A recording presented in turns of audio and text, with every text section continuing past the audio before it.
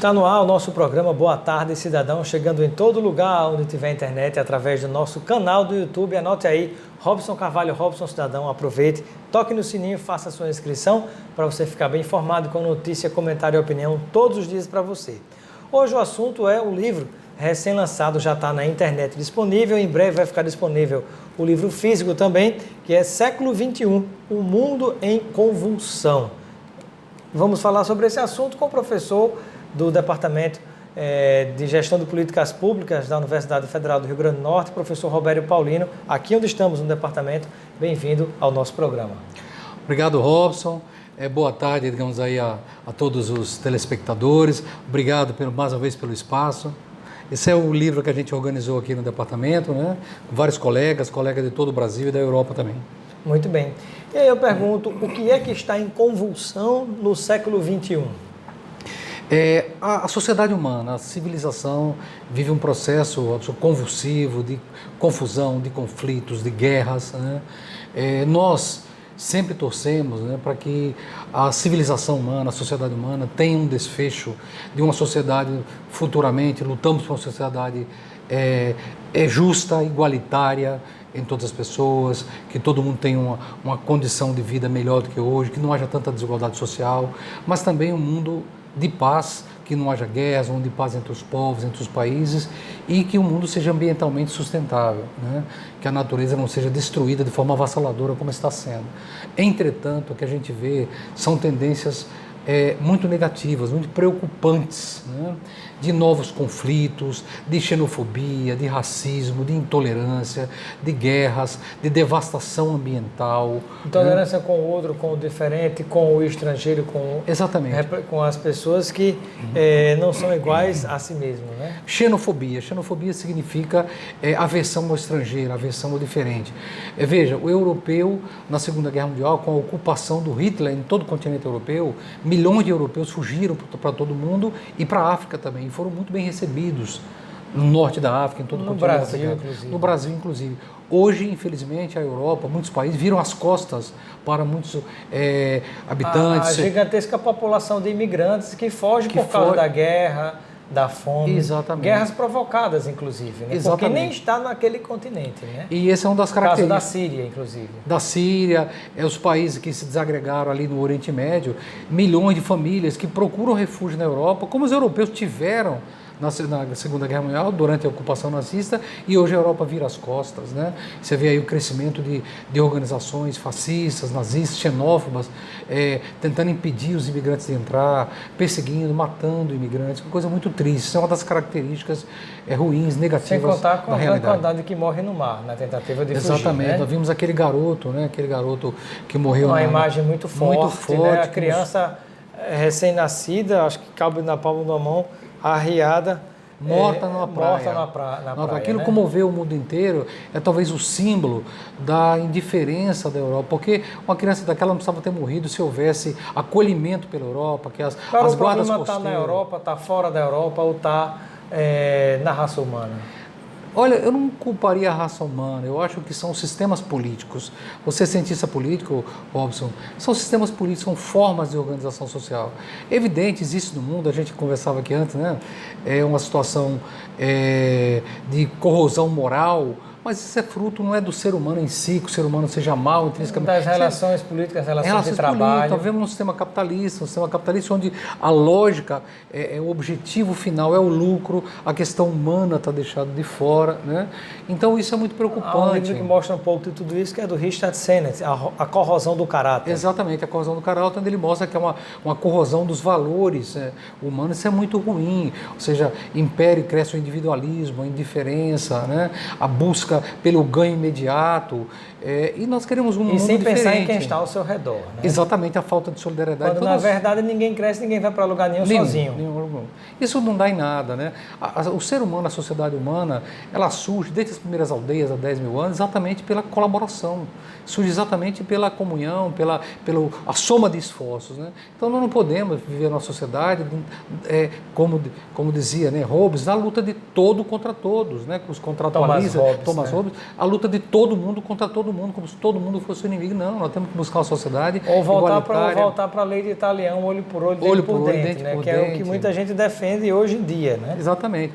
Olho por olho, digamos, não, a gente precisa de uma sociedade que pense os problemas comuns, porque os nossos problemas, o problema ambiental, da destruição da natureza, os problemas sociais, a desigualdade social, os riscos de guerra, são problemas comuns. Nós estamos cada vez mais, eu dizia na minha aula hoje, que hoje um problema do Brasil é o mesmo problema do estudante chinês, do estudante japonês, do norte-americano, do europeu. Os problemas são comuns, a juventude se veste do mesmo jeito, de calça jeans, de camiseta em qualquer lugar do mundo, mas os problemas também são cada vez mais globais.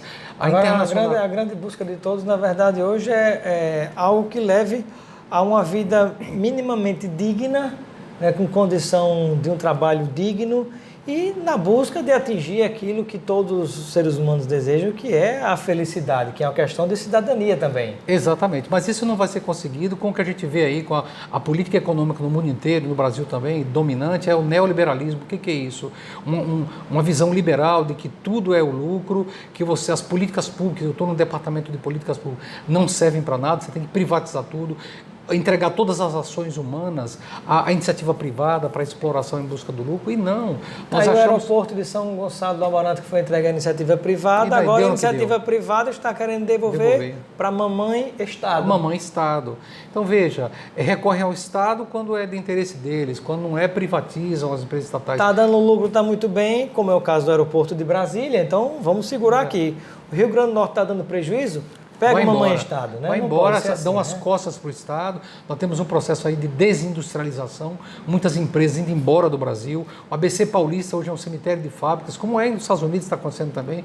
Natal, nós já perdemos a fábrica de cerveja, estamos perdendo a Coteminas. Muitas empresas que já tem aqui. Pouco que tem agora, a Petrobras ameaçando privatizar e fechar as atividades. Veja, a Petrobras... E aos poucos está sendo completamente desmontada. Né? Já mais de 500 profissionais deixam o estado do Rio Grande do Norte e estão sendo distribuídos pelo Espírito Santo, Rio de Janeiro, pela Bahia também, né? e vão obrigados. E é um problema, porque a Petrobras representa 40% da produção industrial do Rio Grande do Norte. Se a Petrobras fecha aqui, isso pode ser um retrocesso no PIB do estado muito grande. Então, veja, Robson, todos esses problemas... E sem contar, professor, que aquele funcionário que sai daqui e vai para outro estado, o dinheiro sai de um estado... Vai para outro. E vai para outro. Então, enfraquece ainda mais a economia. É demanda de menos. Não adianta você tentar produzir os serviços ou produtos industriais se você não tem para quem vender.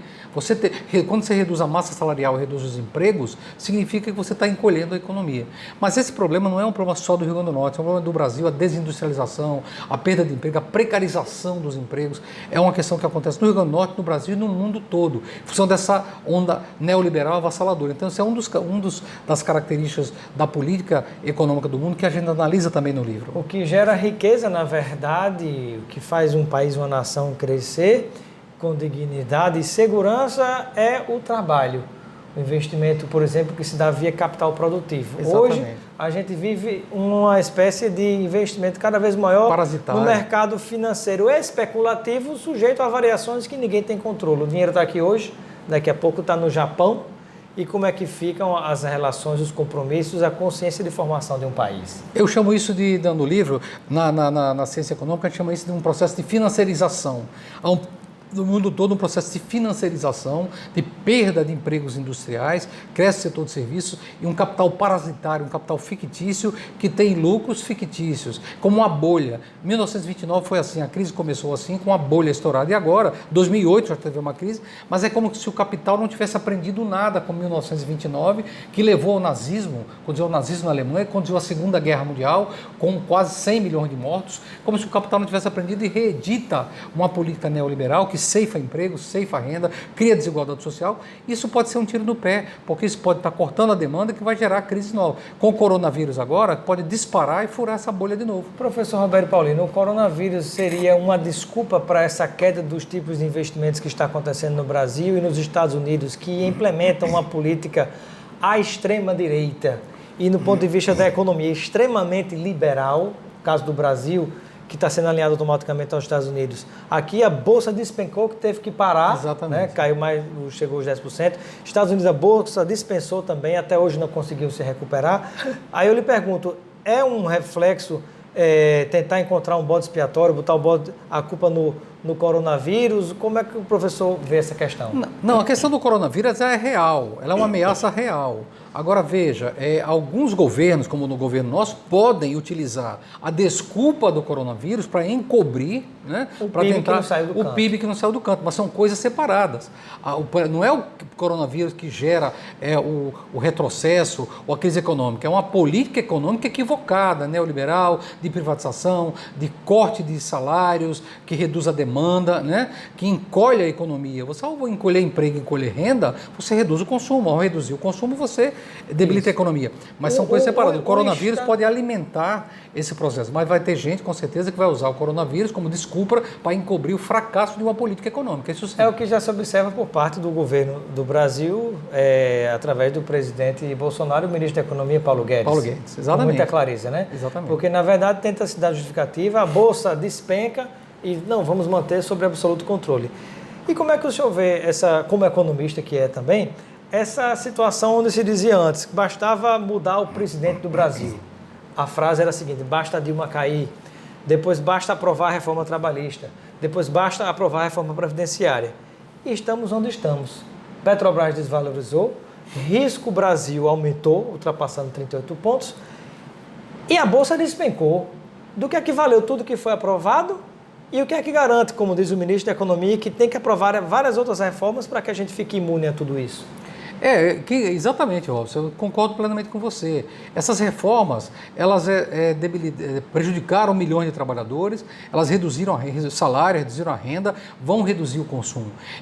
Eu sou economista, você sabe, existe um grande economista chamado John Maynard Keynes, que deu como saída, sugeriu como saída, e antes dele o presidente Roosevelt, Franklin Delano Roosevelt, dos Estados Unidos, que apontou que para sair da crise econômica, você não pode cortar salário e cortar emprego, tem que ser o contrário. Você tem que gerar emprego, gerar renda. Porque a base do capitalismo é o consumo. Como é que você freia quem tem minimamente uma condição de consumir hoje, sob o ponto de vista de dizer que vai estar economizando, ou enxugando o Estado ou até as empresas? Exatamente, porque o empresário pode achar que no curto prazo, ele demitir, pagar um salário menor, pode ser uma coisa boa, mas ele tem que pensar que os trabalhadores dele vão ganhar menos e ele pode ter um lucro imediato, mas o outro empresário está fazendo a mesma coisa, então o empresário que ele paga menos não compra na empresa do outro e o funcionário da empresa do outro não compra na empresa dele. Então isso reduz a demanda como um todo, isso apequena a economia. Pode até conseguir fabricar um produto mais barato, mas quem vai comprar? Quem vai comprar? Se o desemprego é alto, o salário é baixo.